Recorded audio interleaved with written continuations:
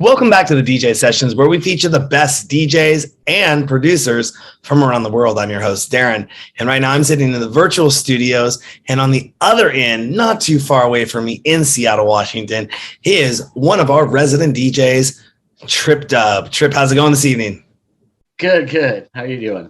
I'm good, man. I know, we've just been a lot busy, and I just felt it'd be good to get an interview with all of our team, let the people know a little bit more about what our team does, because some of y'all aren't just DJs that play on a show and do the live streaming events that we do in the truck and at the Queen Anne Beer Hall and the silent discos and the virtual sessions and the rooftop parties and the silent concert events. We kind of do a lot of stuff here at the DJ Sessions, but I want to get to know you. So first question is the name Tripdubb. Where does it come from?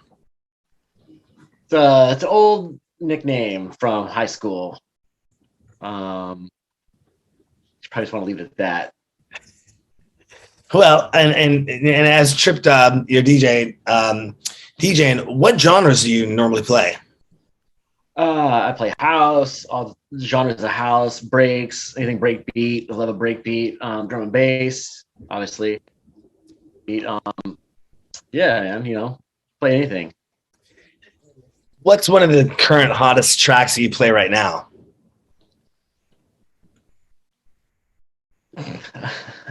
I don't even know, man. I don't have like a current hot track. They're all good, just a matter of time when to play them and where at, there's not any one track that I would say it's super hot. I mean, that it's hard for me to always choose a favorite song when somebody says, "What's your favorite song you're listening to right now?" I usually just let them know it's Soma FM, and it's a down tempo ambient station, and kind of just sums up everything there. But who's somebody that was a major influence on getting you involved in DJing? There was a few artists. I really dug. I still do. Prodigy. Prodigy was huge. Fat of the Land. Around that time, I first started getting into DJ Kyoki, superstar DJ Kyoki. Crystal Method was a huge influence on me. But then you go to things like Gus. A little more obscure, like Sky Cries Mary, stuff like that.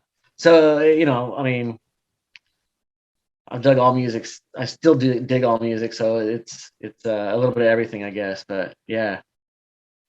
And you've gone to a number of shows over your time and played a number of shows as well. Who's been the most influential person that you've met backstage at a show?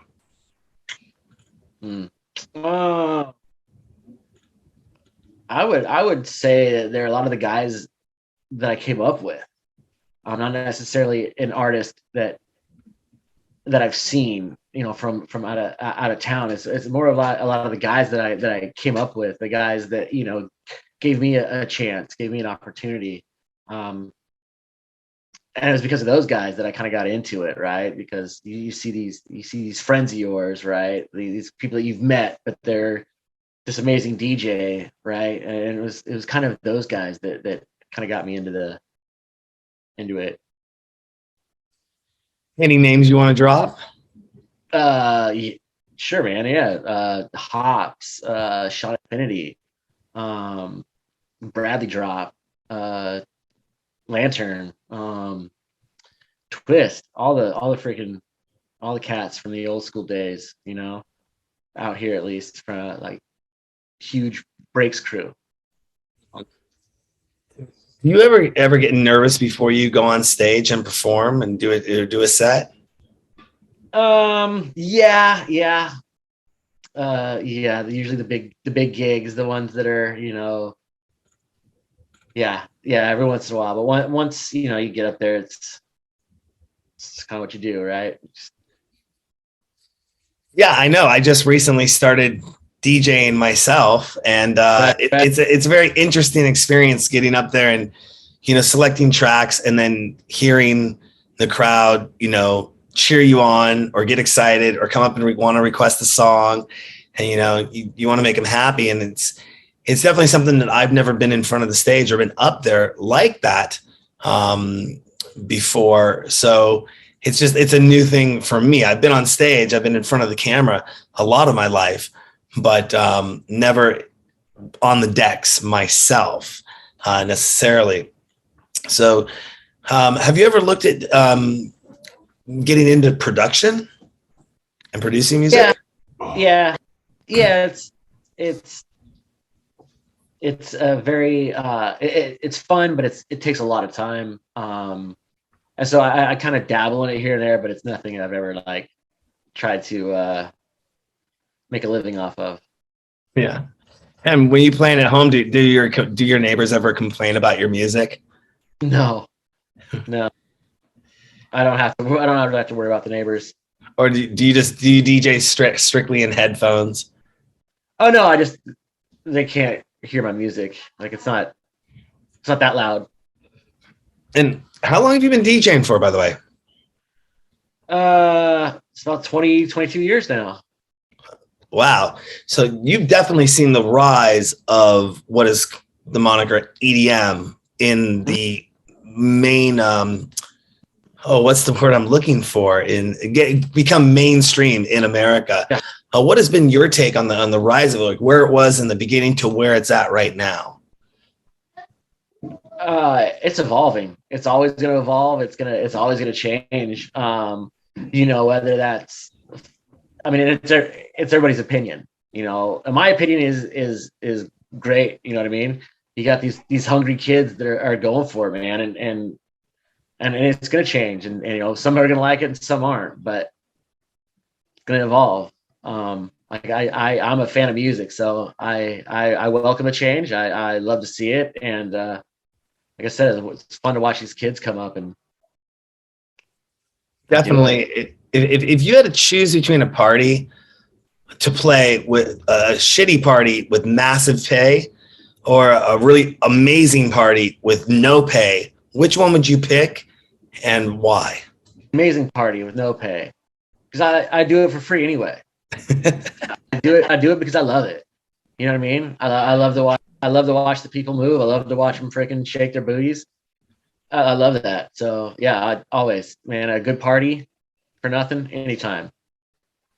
And is there a genre that you would ever want to experiment with or explore and play outside of, because you list that you're breakbeat, drum and bass, garage, ghetto funk, and house. Mm-hmm. Is there anything outside of those that you would want to ever play with, or if you've tried to play with or get into or want to? Yeah. Actually, you've seen it a little bit. So sometimes before we record, I'll play some stuff out of this. I just call my bass electronica folder, and it's kind of more vocally like there's no BPM or bass line to it. It's all over the place, and I love to play that kind of stuff. Sing along to it and dance to it, but like I just it's a little tougher to play, and but yeah, I would like to feel comfortable enough to be able to jam that out. Definitely. And is there a brand, you've been doing this for over 20 years, is there a brand of headsets that you absolutely trust and or a specific model that you like? Oh, that's a good question. Yeah, there's been a few that I've liked over time. I'm trying to think of the ones that I have right now. They're ultrasounds, I think. It's German. I think it's German. Don't quote me. I think it's a German company, but they're I've had those for years and years. And the only thing I've ever needed to change was just the cover over the actual phone. I still rock those today, so I'd say probably those ones. Awesome. And being backstage and doing shows, working with promoters, have you ever fanboyed out when meeting somebody backstage and just like got really nervous or like? That's never really been my style. I'd rather be on the dance floor listening to it, it was that old saying, you might regret meeting your hero or whatever, you know what I mean? Mhm. And I kind of like to leave it like that, right? Like, okay, this is a god, right? And then all of a sudden I meet him and they're not. So I try to leave that at that. That doesn't ever. I don't fanboy over those guys. I'll do it on the dance floor, right? Like, oh, amazing, right? Yeah. That's my fanboy moments, I guess. And what's your preferred drink of choice before you get on stage? I don't like to drink a whole lot before I get on, but once I get on, I like a little whiskey on the rocks. Yeah. Sip on. Is there anywhere outside of the DJ sessions that people can catch your sets, your music, find out other information about you? Actually, yeah. I actually play on the coast of Washington State. Usually in the summertime, anytime there's a 4th of July, Halloween. We have a little block parties and stuff. So I'm always out there. And that's a great time, man. That's a good time. Laser shows, pyro, the whole works. And when you get on stage, do you become kind of a different persona than when you're off stage? Yeah, I maybe I don't know. I think I'm pretty quiet most of the time. That's kind of but yeah, I say maybe a little more animated when I'm on stage. Sure. That's probably about it. Like I don't think I'm much different. I don't have I'm not a secret identity or anything. Like. Have you or anyone else ever screwed up a performance of yours? And if so, like what was that experience like? Like what happened and how did you come out of it? Oh, sure, dude. I'm the hardest critic on myself, right? I think I've mistaked every single show almost that I've ever played, right? Like, there's always something I could do better, or I missed my cue, or you know what I mean? Like little things, like I should have had this one turned up more instead of the mids should have been higher, or, you know.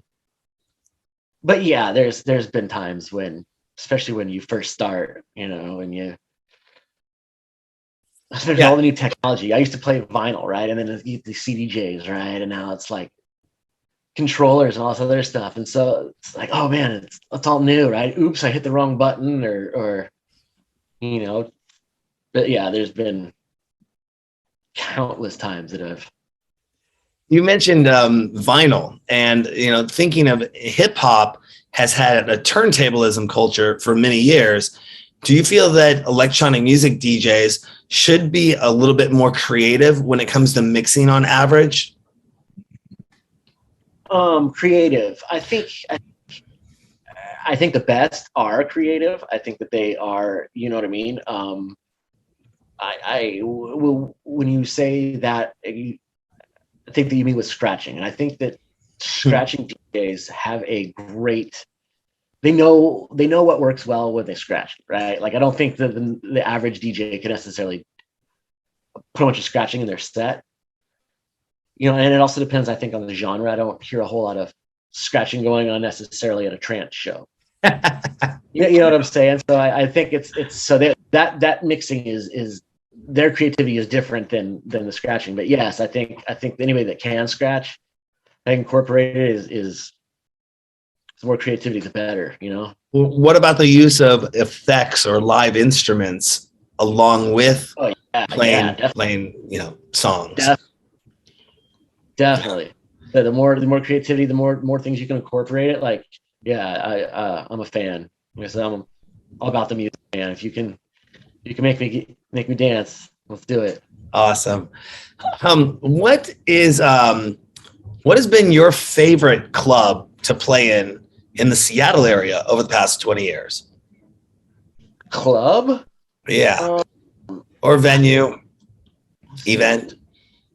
Oh, definitely have to be out on the coast. Have to be on the coast for Emerald City events. Like I said, big stage, huge stage. They have it set up. Lasers all over, like massive laser show, pyrotechnics. They have visuals. They have during COVID, you could just drive up, tune your radio to the local radio show, and you could hear the DJs are playing while the lasers were going. Like, I mean, it's top notch. It's great. Like, and those are some of the best shows that I've played in recent, for sure. What was the best dinner that a promoter has ever treated you to? Oh man, steakhouse, dude. I can't remember what it was, but definitely a steakhouse. Yeah. Can't remember but it was that, yeah, good steak. Can't complain. You know, if you could go back 25 years in music history or 50 years forward, remain the same age as you are now, which way would you go and why? Ouch, dude. How about I think as much fun as it would be to go back 25 years, I mean, a part of all that, I've already done that, right? I've already been there. I've done that. So I think I'd have to go forward 50 just to kind of see where, you know what I mean? Mm-hmm. Like what the technology has grown so much in 20 years. I can't even imagine like what's going to be in 50 years. Mm-hmm. So just to see that technology, just to hear what everybody's doing, like that to me would be amazing.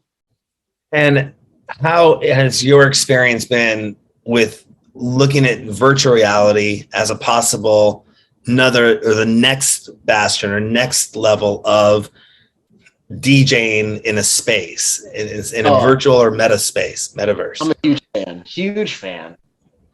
I love that. I don't have to go anywhere. You know, like, yeah, that's gonna be. I think that's gonna be the future. I really do. That's gonna be the future of where this is going. Especially with this COVID stuff. Like, I think that'll be a very powerful tool with just like Twitch is, or like SoundCloud was, or you know what I mean. I have a feeling it's gonna be the next thing. I recently heard today that it's an average of 60,000 songs a day are being uploaded to Spotify. I don't know if that numbers might be more or less, but obviously it seems like has it gotten easier to search for tracks through technology and find music, or has it gotten harder because there's so much more of a selection that you have to go through? I haven't really dive deep into that. Like, I've been in my ways so much, and I've got such a library, I guess, of artists and record labels and this and that I tend to stick with the tried and true. So I haven't got a whole lot into these new platforms necessarily, but it is something I guess a little tentative to, but also kind of looking forward to, like diving into. And if there was something on the market that doesn't exist today that you'd like to see out there for DJs and or producers to use during a show, what would that device be, that technological device? Wow. It'd be great not to have to like